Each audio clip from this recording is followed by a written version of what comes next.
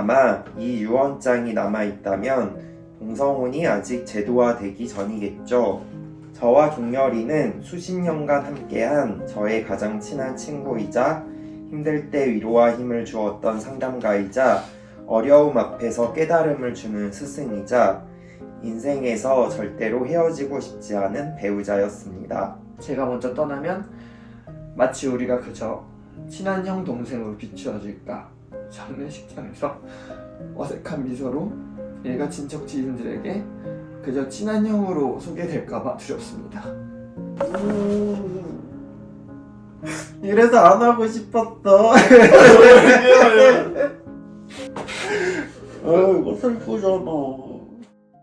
안녕하세요. 저희 오늘 여기 삼성에 있는 코엑스 회의실에 와 있어요. 네. 저희가 최근에 혼인신고를 했는데 접수는 됐는데 수리가 안 됐잖아요. 맞아. 저희의 관계는 아직도 법적으로 남남이에요. 사실 올해 초에 폐기가 전세대출 연장하는데 대출금 막 좀 갚아야 되는 상황에서 돈이 모자라서 제가 내 돈이 엄청 많은 돈이 이거 몇 천까지 나왔네? 30억이 된 돈. 그거 아니에요. 이건 잘못된 정보고 어느 정도의 돈이 섞이게 됐어요. 내 돈이 폐기한테 가게 되고 그걸로 이제 대출금을 갚았는데 폐기 이름으로 이제 임대차 계약도 맺고 막 이런 상황이라 가지고 제가 이제 요즘에 잠이 잘 안 오는 거예요. 갑자기 혹시 폐기 무슨 일이라도 생겨가지고 내 돈 그거 다 날아가 버리면 어떡하나. 잘 자던데 무슨 소리야. 사실 제가 대학교 법대에 나왔거든요. 제 절친이 이제 또 변호사예요. 근데 중이 제 머리에 못 감는다고. 본인은 막상 이 법률적으로 뭐가 잘 모르더라고요. 나도 변호사가 아니잖아. 지금 엄청 친한 친구 아니야? 많이 들었는데 얘기를.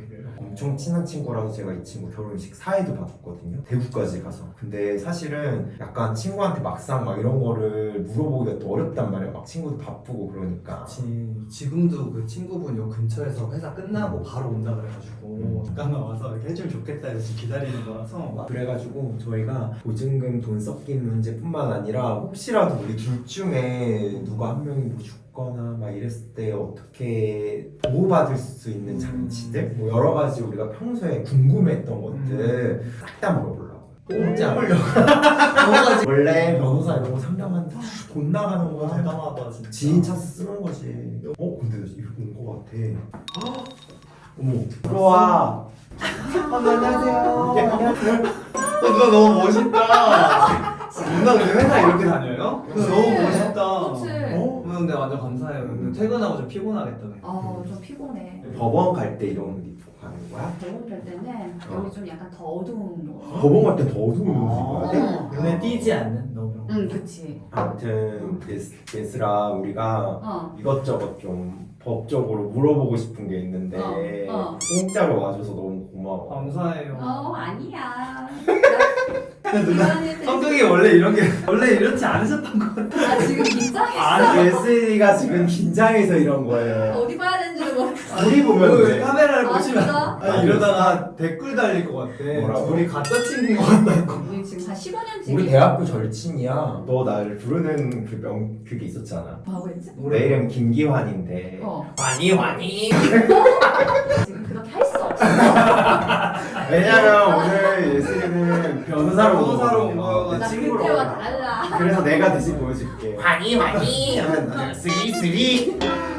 근데 진짜 너무 든든하다. 그냥 변호사 친구도 있고. 변호사 친구 많잖아. 어디 가서 법대 출신이어가지고. 근데 많아도 이렇게 진짜 뭘 물어본다고 할 때 사실 하긴 좀 그렇잖아요. 맞아. 직업적으로 변호사가 되고. 맞아. 돈 주고 원래 해야 되는 건데. 아니.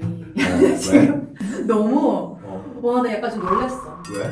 너무 물보듯이 진행을 하니까 내가 아니 진행이 아니라 대화.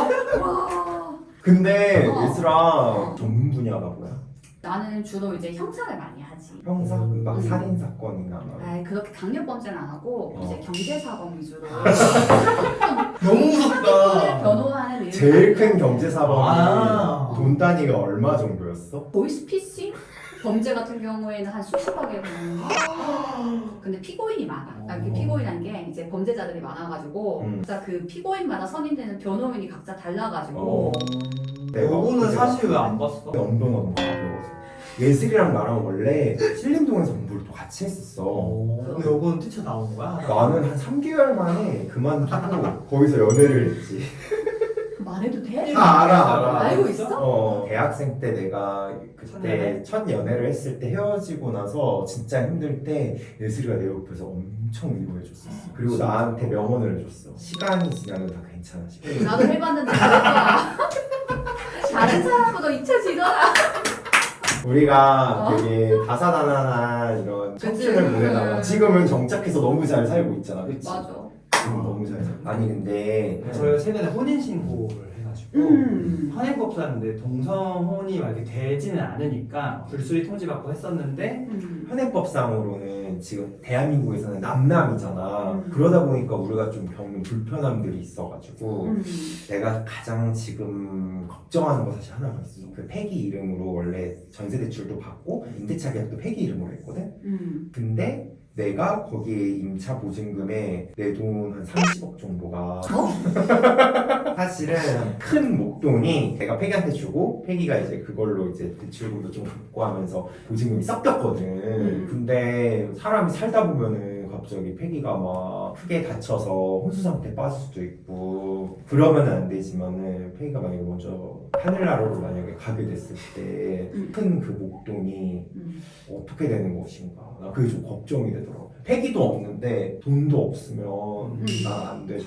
일단 기본적으로 전세금 반환 채권이라고 하잖아. 이 전세금 반환 채권은 채권적 권리이기 때문에 계약 당사자인 임차인이 행사할 수 있는 권리거든. 아 예. 그치.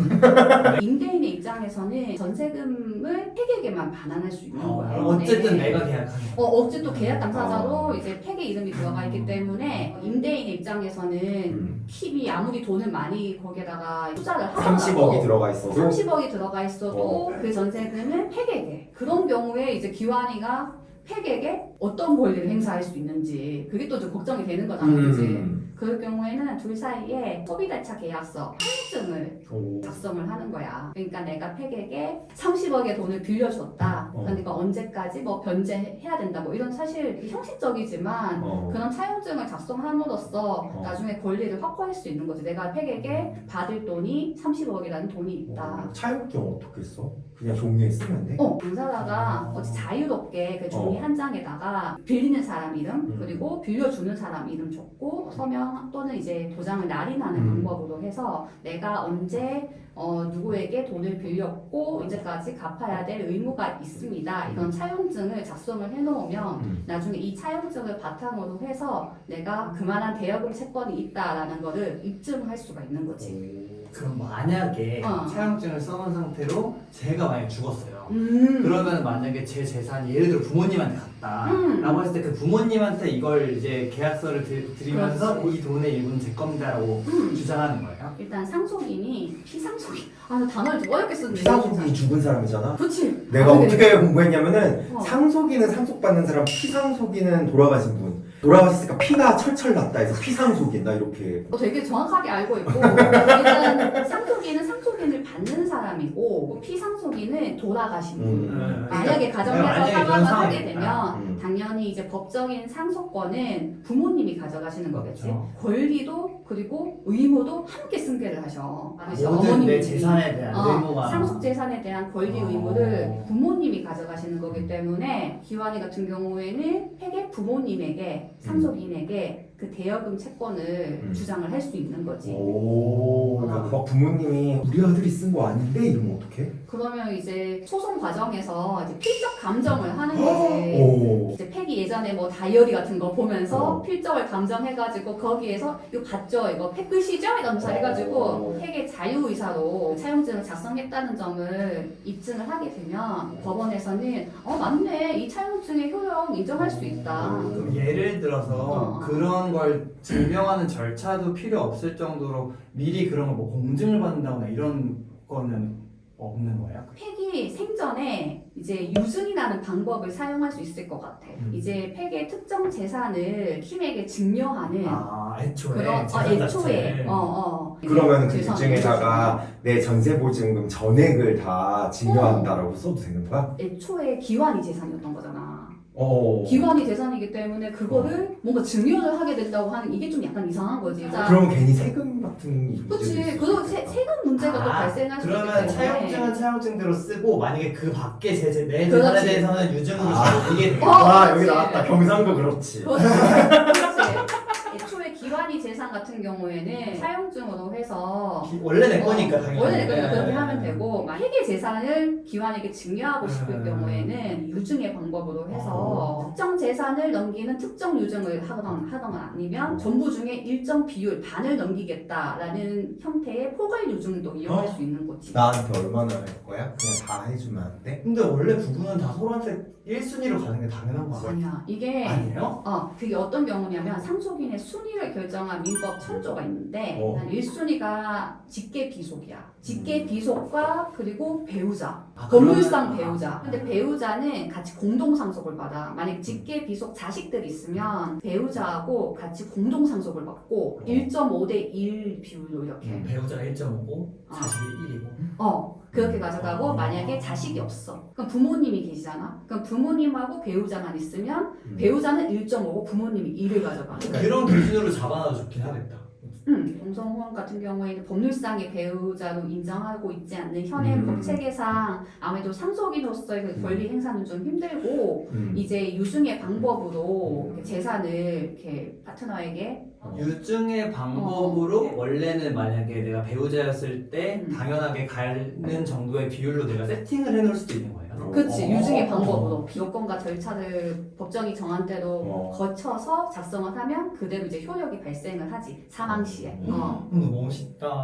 그러게 너무 멋있다. 너 언제 뭐 썼는지 알아? 민법 천조. 나 너무 괜찮다. 나는 여태 우린 죽으면은 재산을 줄 수 없다고 생각했어. 왜냐면 아무것도 없는 상태에서 그런 게 맞으니까. 이 포괄 유증이라는 게 특정 유증과 차이가 뭐냐면 특정 유증은 뭐냐면 내가 갖고 있는 아파트를 팀에게 넘기겠다 하면서 특정해서 요것만 특정 재산을 넘기겠다라는 게 특정 유증이고 아. 포괄 유증은 뭐냐면 내가 갖고 있는 뭐 부동산도 있고 주식도 있고 내 재산의 총체에서 몇 퍼센트? 거기서 몇 퍼센트를 비율로 정해서 아. 넘기겠다. 마치 상속받는 거랑 비슷하네. 상속받는 거는 약간 비슷하지. 그런 예를 들어 내가 100억 정도의 자산이 있을 때 땅으로 받을 수도 있고 아파트로 받을 수도 있고 그건 포괄 유증으로 하게 되면은 그거는 또 얘기를 해야 되는 부분인 거네요. 그렇지. 아. 특정 유증보다는 포괄 유증이 어떻게 보면 더 나은 방법이기도 한 게 특정 유증은 특정 재산에 대한 권리를 사망한 사람한테 바로 청구할 수는 없어. 왜냐하면 사망과 동시에 효력이 발생하기 때문에 상속인이 그 권리를 이전해줘야 되는 거지. 청구권을 가지게 되는 거야. 내가 아파트에 대한 조하고 아파트 줘 이렇게 해야 되는데 그 아파트 줘를 상속인한테 해야 되는 거야. 아파트 주세요 이렇게. 이제 포괄 유증 같은 경우에는 그렇게 청구권이 발생하는 게 아니라 뭐 달라고 이렇게 좀 할 필요가 없이 처음부터 바로 나눠져 준다는. 그치. 그러니까 상속인과 동일한 권리 의무가 있다라는 게. 나 이제 이해됐어. 쉬운 거야. 내가 설명해봤다. 내가 제일 모르니까. 어. 그러면은 특정 유증은 내가 여러 가지 재산 중에 건물을 얘한테 특정해주고 싶다. 그러면은 내가 만약에 건물을 형한테 특정 유증을 할게 해놨으면은 애초에 제가 딱 죽으면은 저의 그냥 기본적인 상속이 만약에 자식이 없으면 부모님한테 가 있다. 그러면 부모님한테 내가 이게 내 재산이라고 청구를 하는 권리를 받게 되는 거죠. 그게 맞아. 그래서 정확히 정리를 했고 포괄 유증 같은 경우에는 이제 그렇게 청구권이 발생하는 게 아니고 유언장에 적은 내용 그대로 이제 상속인과 동일한 권리 의무가 갖게 되는 거지. 그러다 보니까 이제 포괄 유증 같은 경우에는 물론 특정 유증도 마찬가지겠지만 유류분 침해가 발생할 수도 있어. 그건 뭐야? 그러니까 이제 유류분권이라는 게 이제 상속인들에게 인정되는 권리거든. 전 재산을 팀에게 넘겼다.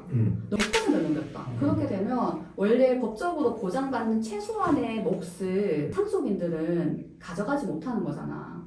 그러니까 그 최소한의 몫은 가져갈 수 있게끔 법에서는 유류분권을 인정을 하고 있어. 애초에 좀 가족들끼리 원만하게 유언장을 작성하면 괜찮은데 만약에 전 재산을 넘긴다 그러면 추후에 이제 상속 재산에 대한 분쟁이 발생할 수 있어서 이런 부분을 아예 고려를 해서 처음에 좀 적정 비율을 정해가지고 넘겨주는 방향으로 그렇게 하는 게 좋지.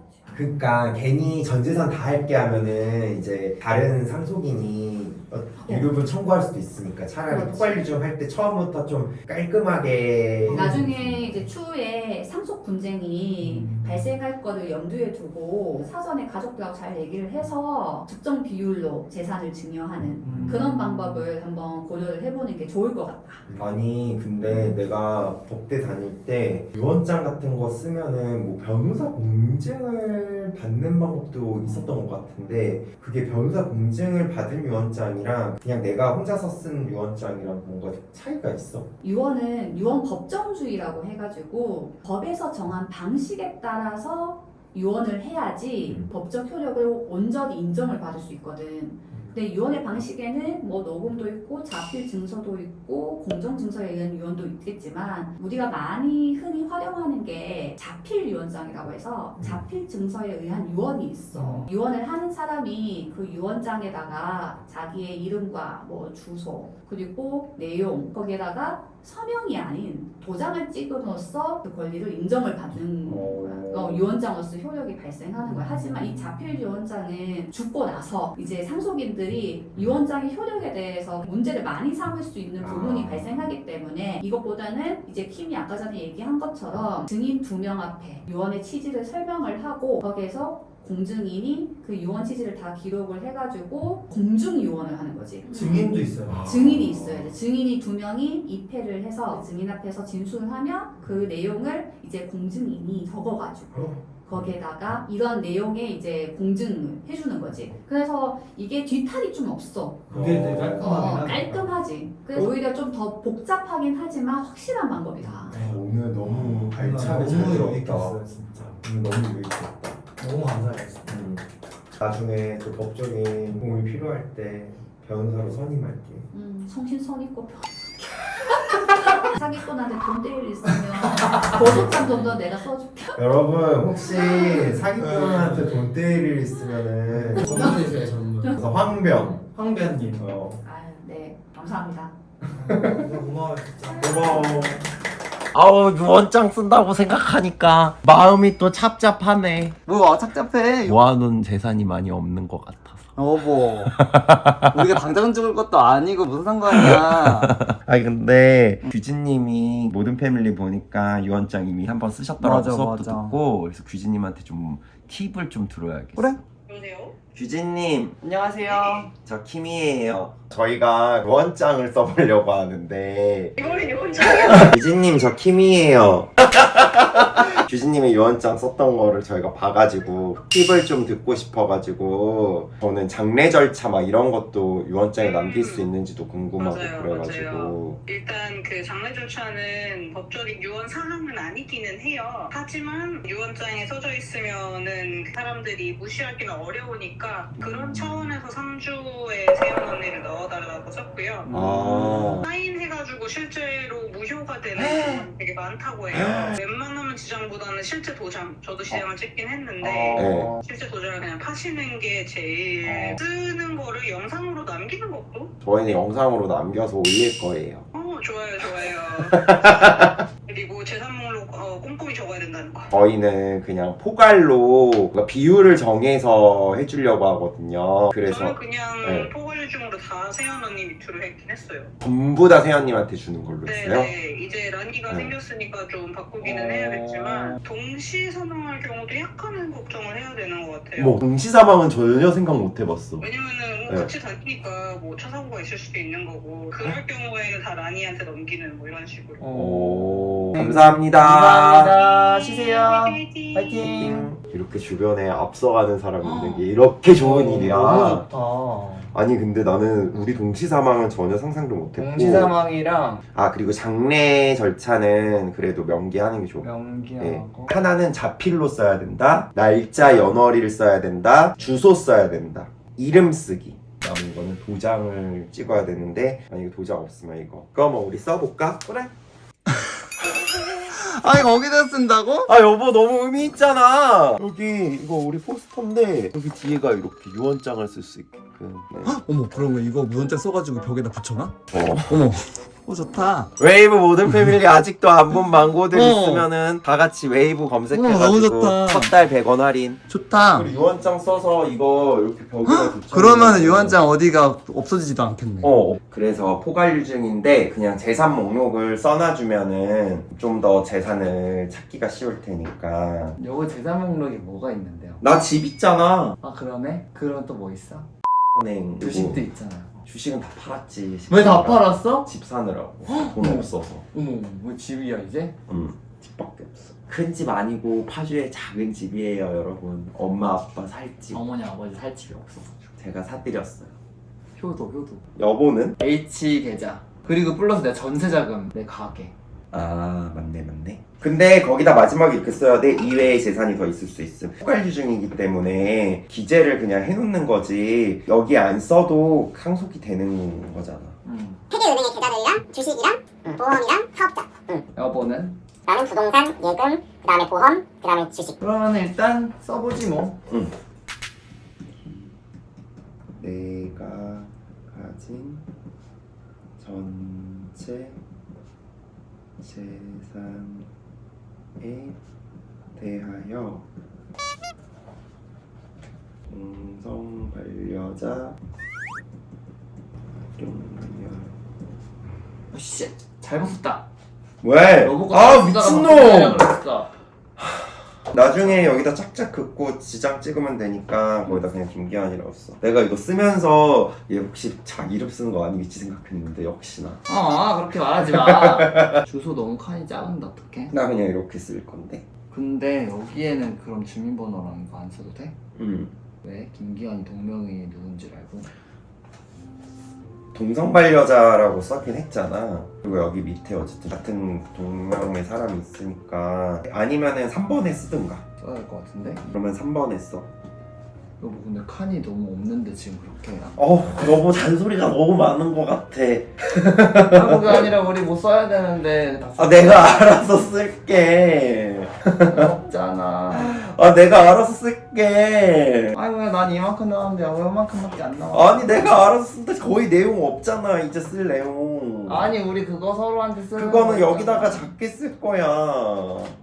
이래서 상속 얘기 나오면은 집안 싸움 난다고 하는 건가? 근데 여보 성격이 안 좋은 거야 그게 아니라. 아니 그게 아니라 내가 알아서 이렇게 쓰고 있는데 왜 자꾸 뭐라고 해? 자기는 이거 다 틀려놓고서는. 나는 그래도 칸이 많이 남았잖아.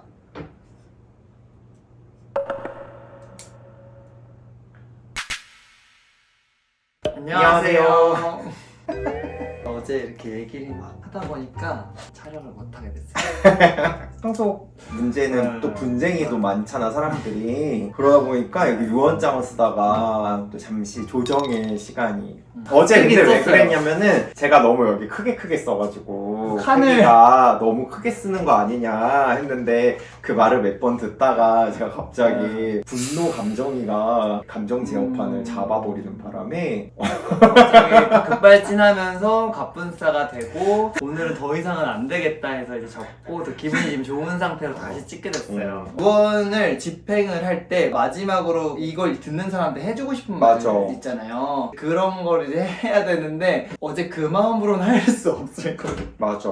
여보랑 화해를 저 했고 이제 다시 사랑의 마음이 올라왔어. 이렇게. 어제는 증오의 마음, 유언 증오를 할 네. 뻔했어. 오늘도 이거 찍기 전에 같이 한강 산책을 한 2시간 하면서 또 이런저런 얘기하고 다시 사랑을 다시 키워서 다시 앉았어요. 그러면 밑에 이어서 쓸까?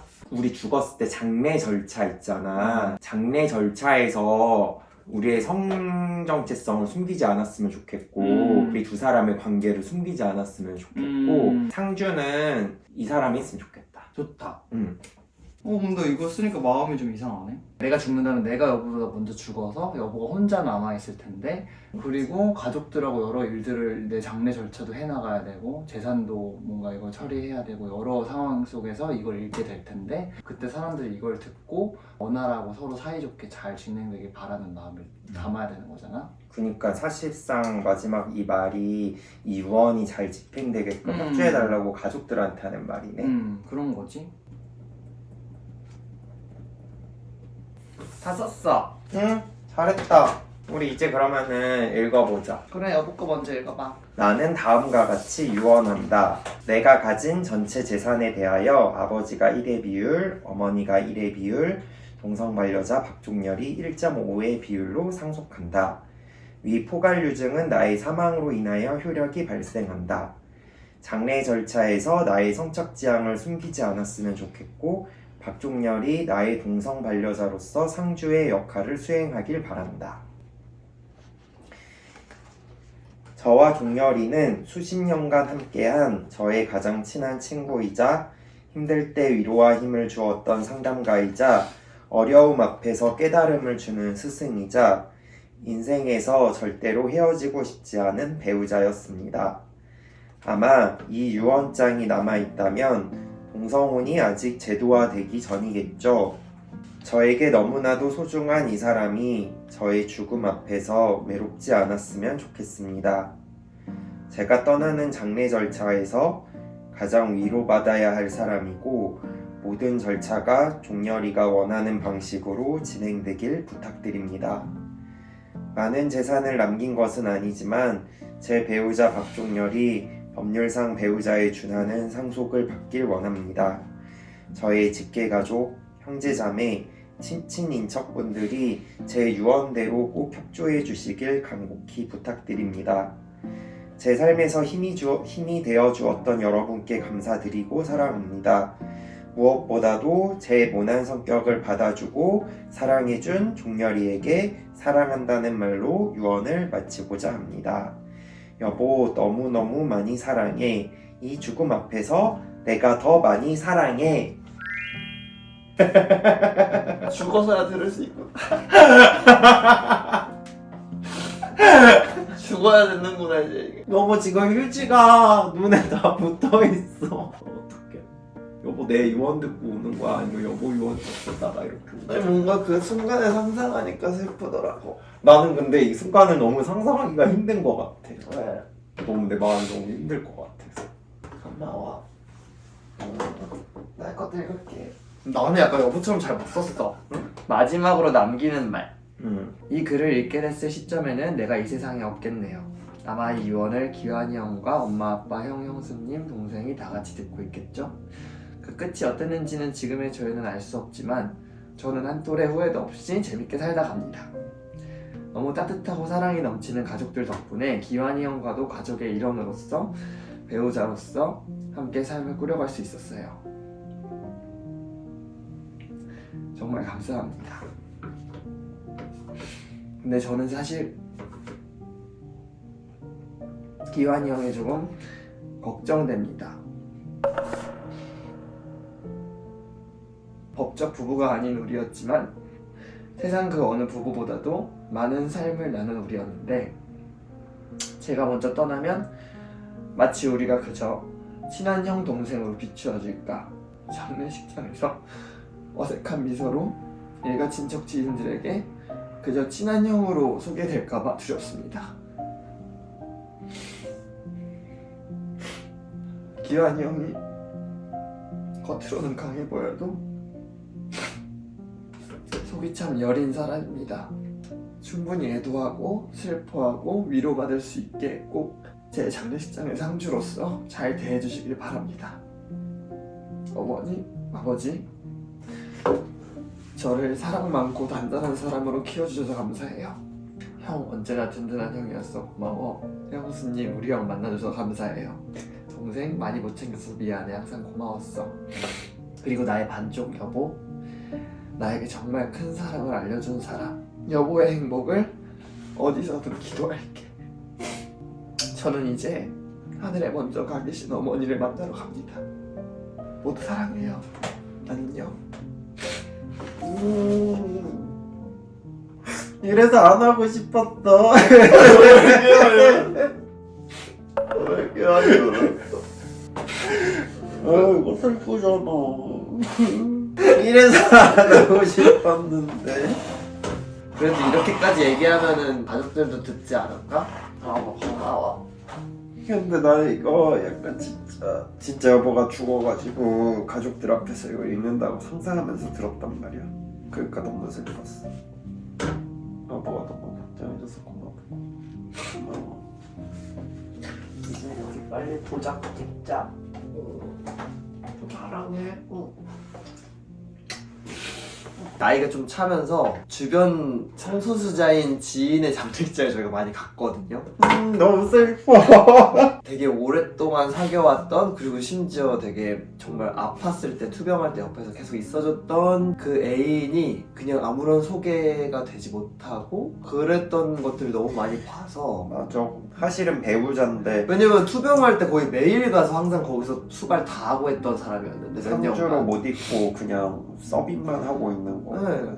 지 찍었던 사진을 친구들한테 나눠주는데 그것도 어디 막 구석에 가서 몰래 나눠주고 이런 것들을 보면서 아 이게 현실인가? 이 생각을 했어가지고 우리의 죽음에 대해서 미리 준비해 놓는 게 되게 중요하구나 생각이 들더라고요. 여기다 찍어?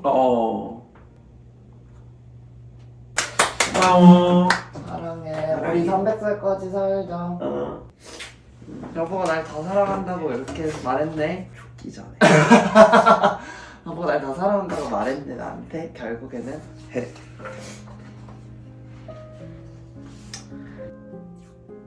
그리고 원장을 벽에다 붙여놓고 사는 사람도 없을 거야. 아니 이거 액자로 할 걸 그랬나?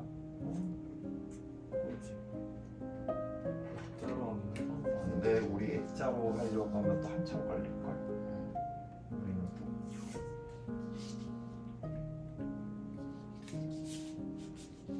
끝.